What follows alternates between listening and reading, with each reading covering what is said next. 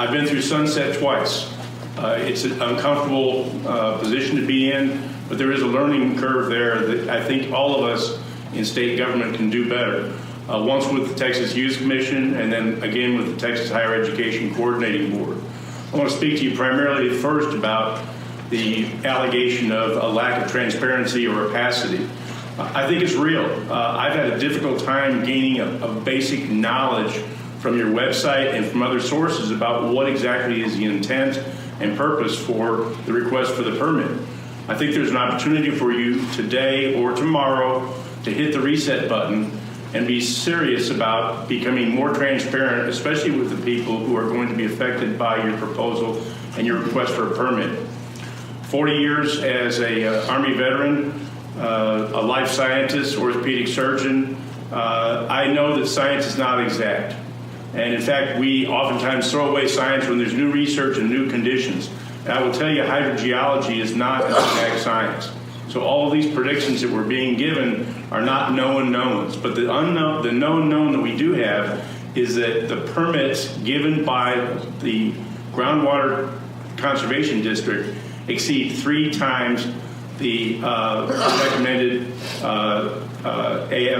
AFC. 3 times.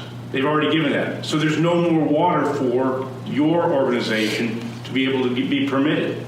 Makes absolutely no sense to continue to permit if the permits are already exceeding what is reasonable. What about known unknowns? As a scientist, you have to think about what do you not know. So here's what we don't know. Are the aquifers truly contained? I don't think so. And if the aquifers are contained, they don't recharge like a cavernous aquifer. Big problem, because if we ever get to a situation where you have taken it down to a certain level, the recharge will not be in a prompt manner.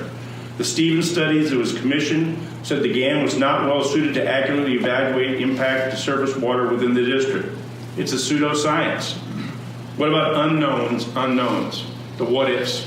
Well, what if we get the water gone? Who's going to restore that? Who's going to make me as a private landowner whole?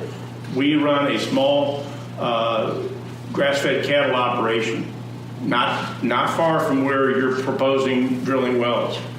What happens when I have permanent irreparable damage and can no longer pass my property on to my heirs or to sell my property because it no longer has a water resource? My wife and I have a 560-foot well.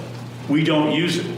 Why? Because we've invested heavily in a water reclamation project where we take everything off of every roof of the barns and the house, and we use that, and it's beautiful water.